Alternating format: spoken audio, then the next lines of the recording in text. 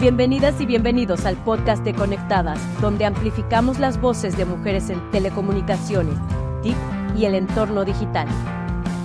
Únete a nosotras y exploremos nuestro decálogo para una transformación digital con perspectiva de género, mientras profundizamos en conversaciones cruciales sobre igualdad de género, inclusión digital y liderazgo en tecnología, de la mano de diferentes expertas y profesionales que comparten sus conocimientos, experiencias y visiones para un futuro digital más inclusivo y equitativo.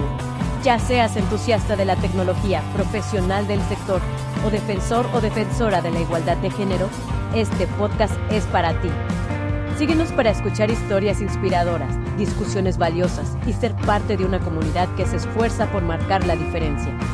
Conectadas por una transformación digital. Feminismo y derechos digitales. ¿Por qué importan? ¿Por qué son indispensables? ¿Por qué los necesitamos en toda la política pública, los presupuestos públicos y la visión de Estado incluyente? Bienvenidas y bienvenidos a Conectadas, el podcast que hoy en su tercer episodio estará por mostrarles este diálogo con una académica de primer nivel que por décadas se ha dedicado al estudio desde las ciencias sociales, del feminismo y medios y plataformas digitales. Bienvenida, doctora Aimee Vega Montiel. Hola, ¿qué tal? Muchas gracias a mis colegas de Conectadas, a ti, presidenta Adriana Labardini, y a todo el equipo que hace posible este podcast. Encantada de tenerte aquí, Aimee, además socia fundadora de Conectadas, consejera y una mujer que nos ha introducido en el marco teórico histórico de lo que es el feminismo. Porque si queremos defender los derechos de las mujeres y la igualdad que históricamente no ha estado presente, necesitamos informarnos, saber qué es feminismo, qué no es y cómo ha ido trascendiendo en todas las actividades humanas. Así que te sugiero, Aimee, que primero nos lleves por este viaje histórico que en una cápsula nos narrará sobre la historia del feminismo. La historia de los derechos de las mujeres en México y el mundo refleja un camino largo y significativo hacia la igualdad. En México, el derecho al voto de las mujeres lo logramos en 1953. En 1974, el artículo 4 de la Constitución reconoció la igualdad entre mujeres y hombres ante la ley. Se han promulgado leyes clave, por ejemplo, la Ley Federal para prevenir y erradicar la discriminación, la Ley General para la Igualdad entre Mujeres y Hombres, la Ley General de Acceso a las Mujeres a una Vida Libre de Violencia. En 2014 se incorporó el principio de paridad en la Constitución, obligando a los partidos políticos a postular candidaturas paritarias. En ese mismo año se procuró transversalizar la perspectiva de género con su inclusión en diversos artículos de la Ley Federal de Telecomunicaciones y Radiodifusión. A nivel internacional, fue en México que en 1975 se llevó a cabo la primera Conferencia Mundial sobre la Mujer. Instrumentos como la Convención sobre la Eliminación de todas las formas de discriminación contra la mujer de 1979 y la Convención Interamericana para prevenir, sancionar y erradicar la violencia contra la mujer, conocida como Belém do Pará, en 1994, han sido fundamentales. Asimismo, la Cuarta Conferencia Mundial de las Naciones Unidas sobre la Mujer en Beijing, en 1995, estableció la integración desde la perspectiva de género en todos los programas sociales como una estrategia global para promover la igualdad. En ella se incluye la importancia de los medios de comunicación de radiodifusión para erradicar roles, estereotipos y la violencia contra las mujeres. Pues qué interesante tener presente todo este marco constitucional, convencional, cómo se dio la lucha en el interior de México y en el ámbito internacional sobre esta lucha histórica de las mujeres por la igualdad con los hombres. Pero, a ver, Aimee, vamos hablando un poco más de este concepto que creo que causa miedo, resistencias y muchos malos entendidos, que es el feminismo. Cuéntanos un poco más sobre qué es y cómo se ha ido gestando en México. Muchas gracias. Pues quisiera yo citar a la filósofa Amelia Valcárcel, quien define muy bien, identifica muy bien de qué trata el feminismo. En primer lugar, quisiera aclarar que se trata de una tradición de 3 siglos, ¿no?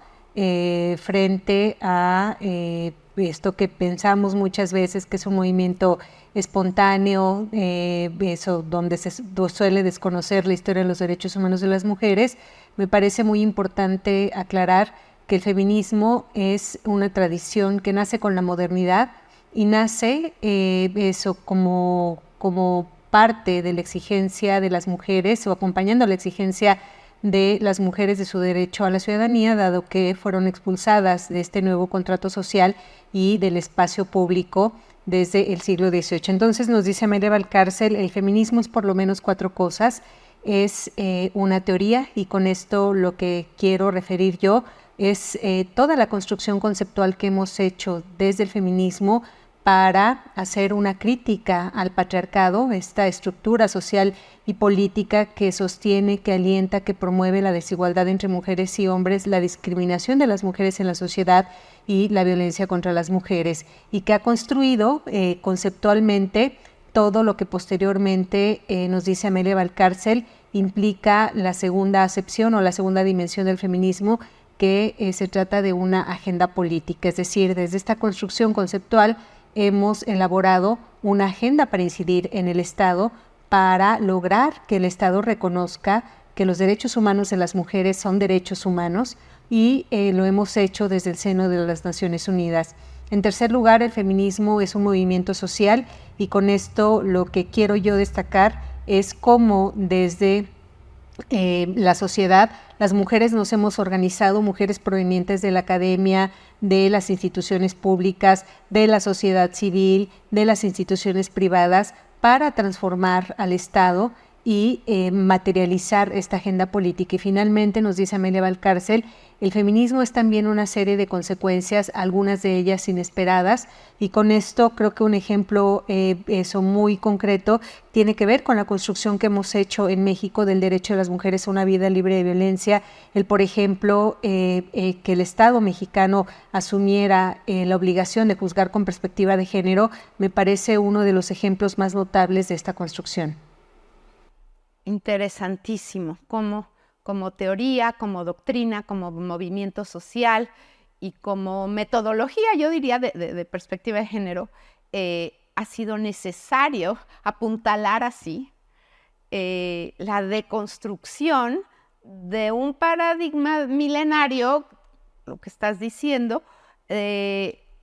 totalmente erróneo, injusto, de que los 2 sexos no son 2 sexos a la par, sino que los hombres, el patriarcado, asumía una superioridad y jerarquía sobre las mujeres, ¿no? Como decía Simone de Beauvoir, el otro sexo, y bajo ese paradigma de opresión, de estar por debajo de ese sistema patriarcal de los hombres, fuimos excluidas, privadas, violentadas, discriminadas en tantos ámbitos, ¿no? Pero especialmente en el ámbito público de toma de decisiones.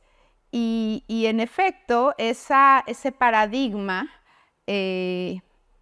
pues fue exacerbando las asimetrías de poder, de voz, de toma de decisiones, creo yo, y por eso creo que el feminismo en esta lucha por los derechos de las mujeres, por esta igualdad entre los sexos, tiene que siempre considerar las asimetrías en las relaciones de poder político, económico, de decisión, y que pues siglos de activistas, de mujeres valientísimas, de sufragistas, no han sido suficientes en pleno siglo XXI para deconstruir esa desigualdad, ese sistema patriarcal, y aunque hay avances y hemos ido ganando terrenos, tenemos que estar súper vigilantes porque un día avanzamos y luego retrocedemos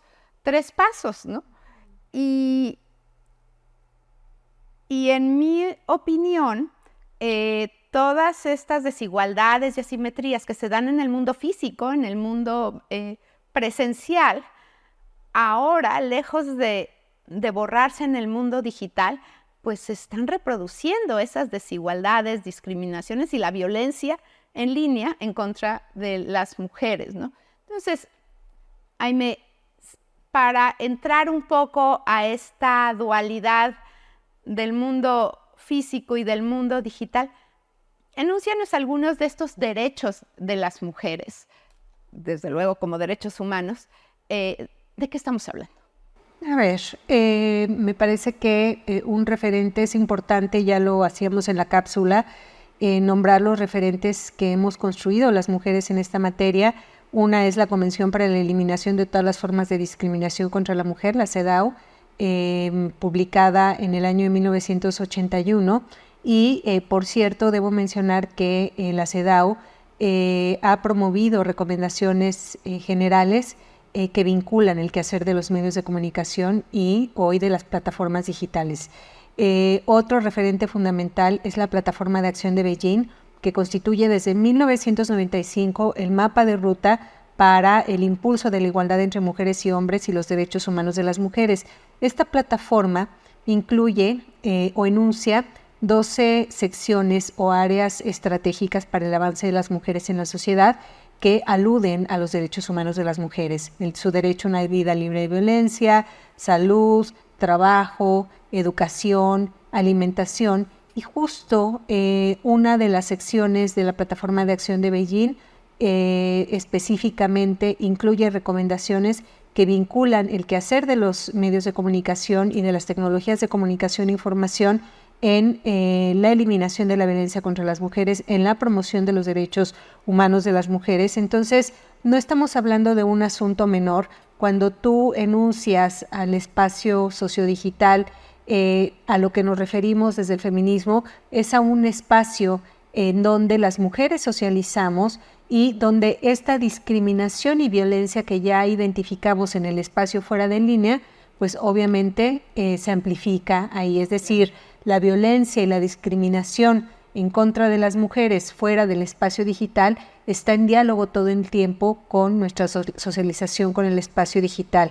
Entonces, esto nos permite entender que el digital no es un espacio neutro, ¿no?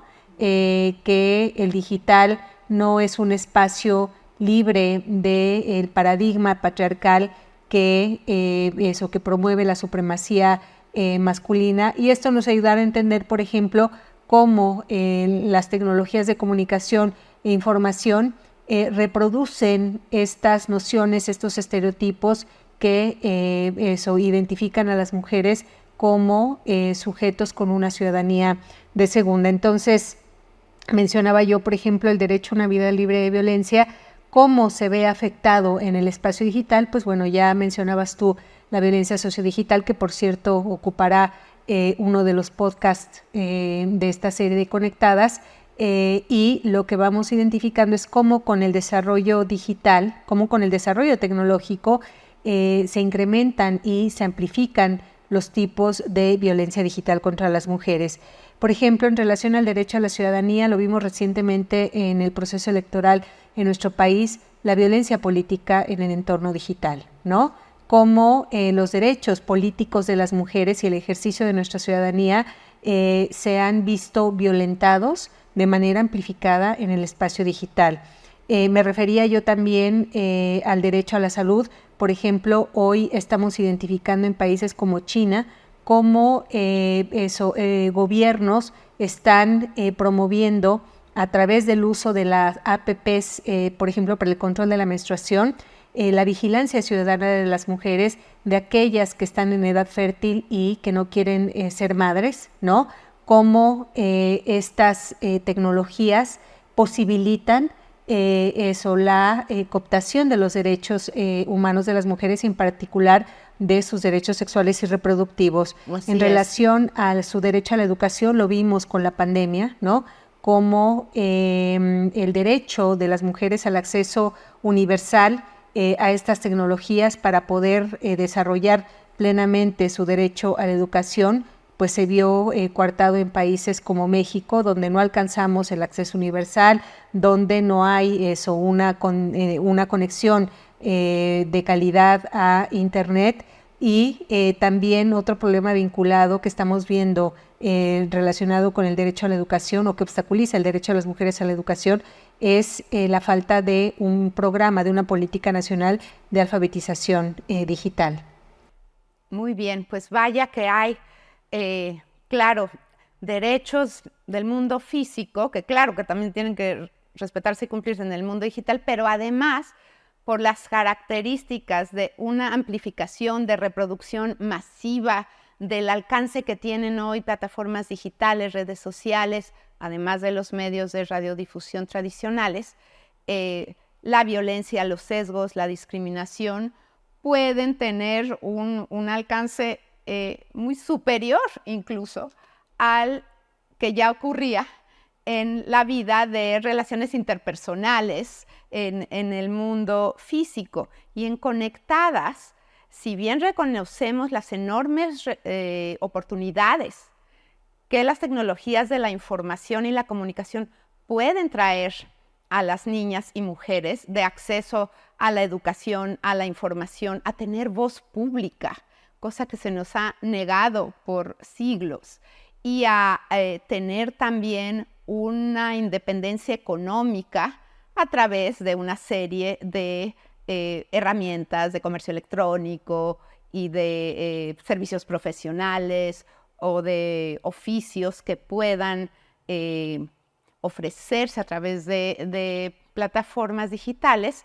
Estamos muy conscientes de los enormes riesgos a nuestros derechos de pérdida de privacidad, de vigilancia, y otros más que voy a mencionar, de una desigualdad en la que particularmente está mal México, de desigualdad salarial. O sea, hoy día a mujeres en las industrias de las tecnologías de la información, al mismo nivel de conocimientos y experiencias, se les paga entre un 20 y un 35% menos que a hombres en el mismo tipo de responsabilidad. Eso es increíble.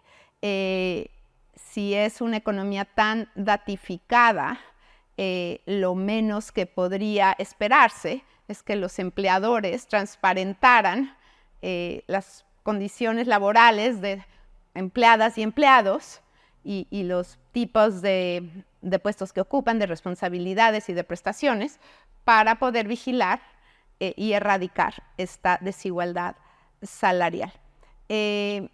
Pero además hay conductas especiales, creo yo, en el ciberespacio que facilita a los transgresores abusar contra las mujeres.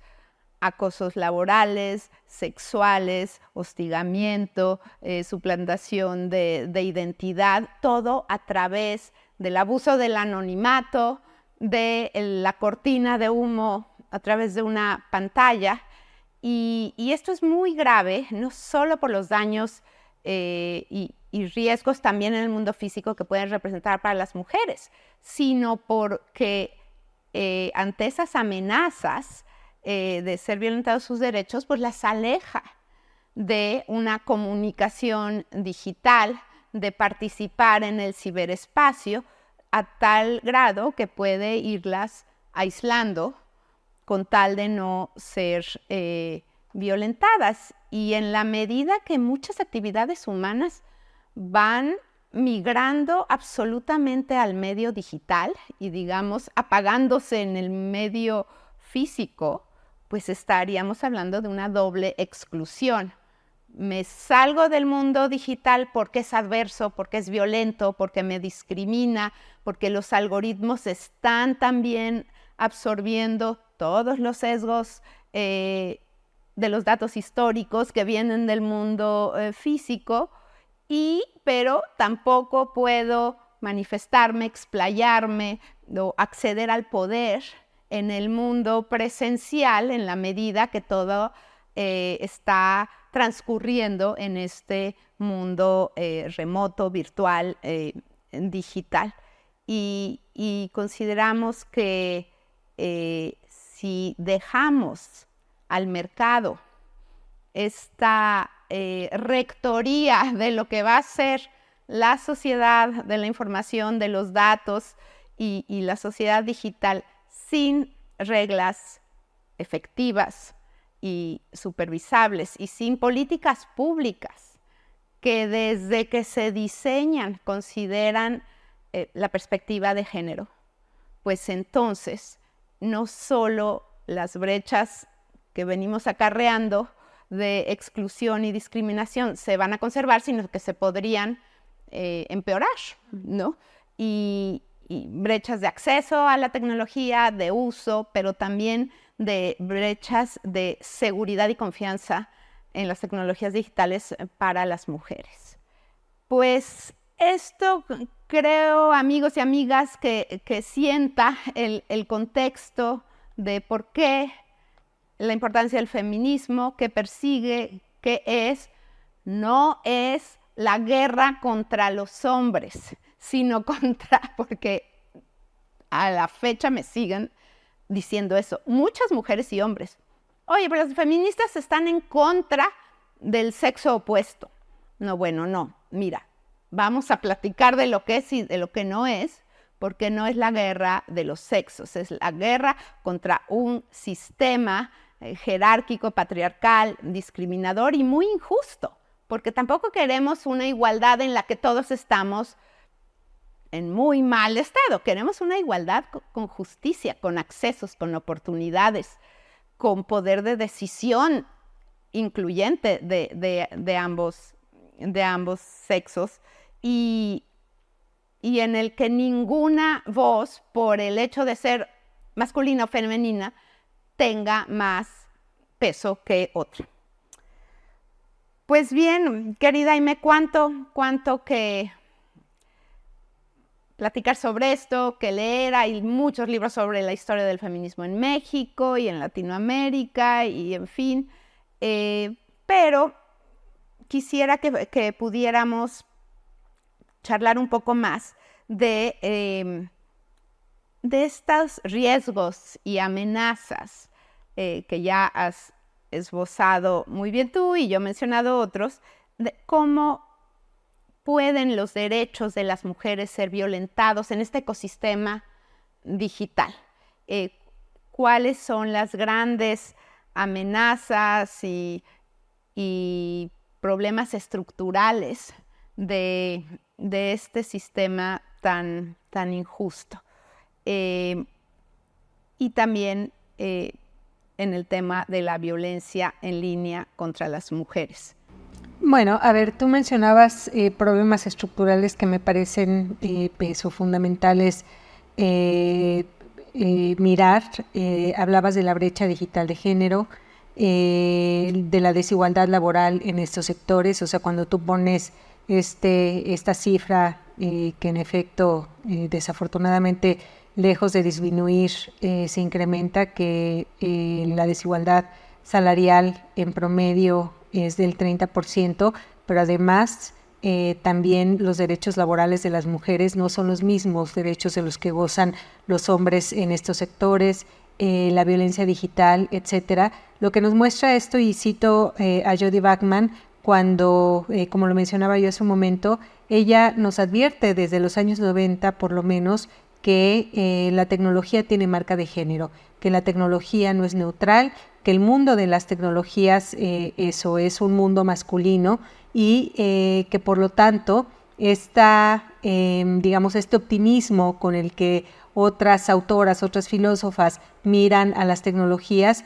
pues más bien demanda de nosotras un análisis crítico, porque, por ejemplo, revisábamos algunos datos relacionados con el desarrollo de tecnologías de realidad virtual El año pasado, un grupo de ingenieras que están probando esta tecnología del metaverso, una de ellas denunciaba que en el primer minuto que pone su avatar en la tecnología es víctima de violencia sexual, su avatar por parte de 7 avatares masculinos. Entonces, acá el punto, me parecen eso, que son ejemplos muy contundentes que nos llevan a la pregunta, ¿realmente la tecnología por sí misma va a resolver los problemas de los que el Estado y la sociedad no nos hemos hecho cargo relacionados con la discriminación y la violencia contra las mujeres?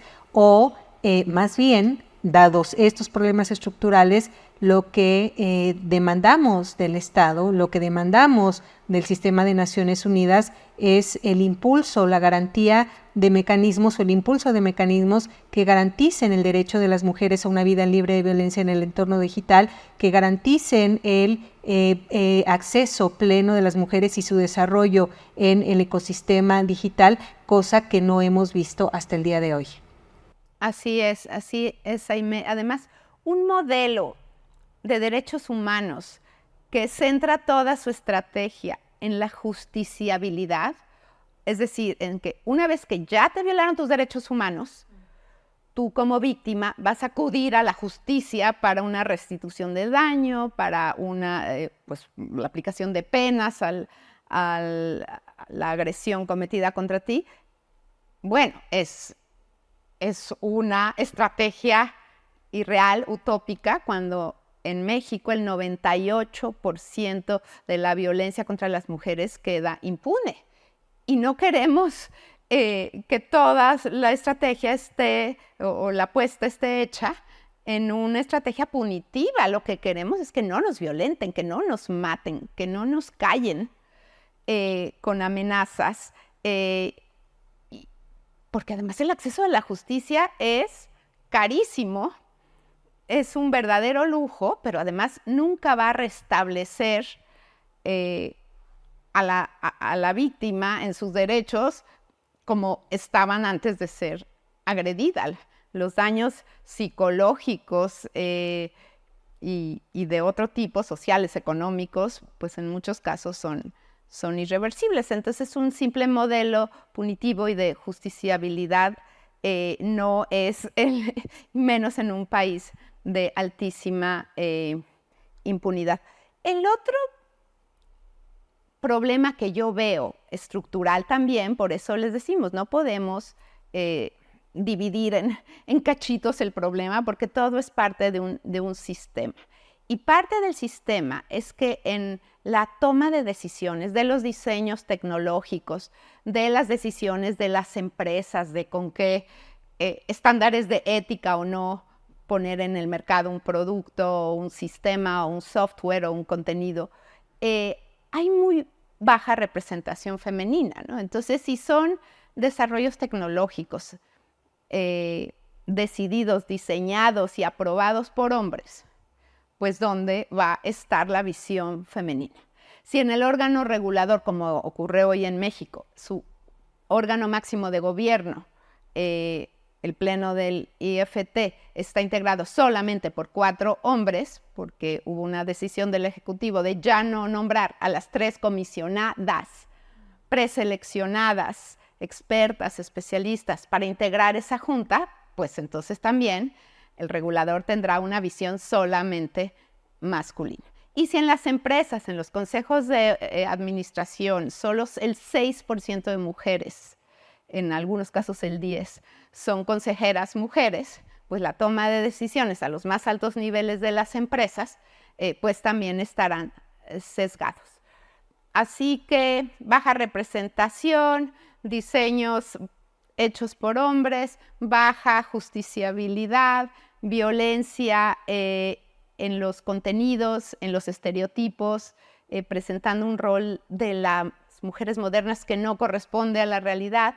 Todo eso abona a esta preocupación de discriminación y de continuar asimetrías de poder, ¿no?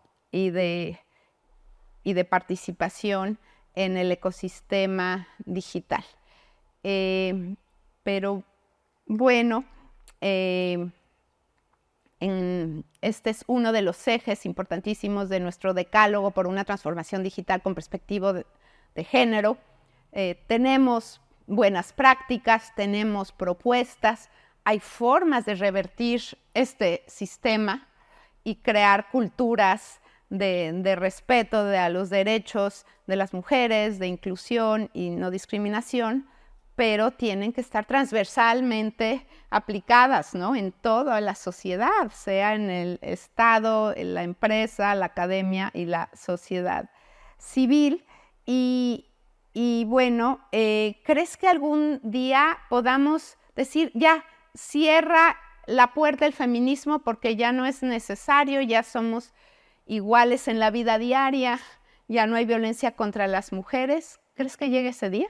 A ver, a lo que ha aspirado el feminismo desde hace 3 siglos es eso, al reconocimiento de la ciudadanía de las mujeres, al ejercicio pleno de sus derechos humanos, y lejos de reducirse las brechas, estas se amplifican. Entonces lo vamos a ver en otros podcasts, cuando tenemos proyectado que las mujeres sean fuentes de información en los noticiarios, por ejemplo, en equivalencia a los hombres, por lo menos nos quedan 60 años por delante. Entonces, desafortunadamente, lo que experimentamos es una resistencia estructural por parte de instituciones públicas y privadas encabezadas por el Estado al reconocimiento de los derechos humanos de las mujeres en plenitud, al ejercicio de su ciudadanía, y bueno, el entorno digital no escapa a ello, así que tenemos mucho por hacer.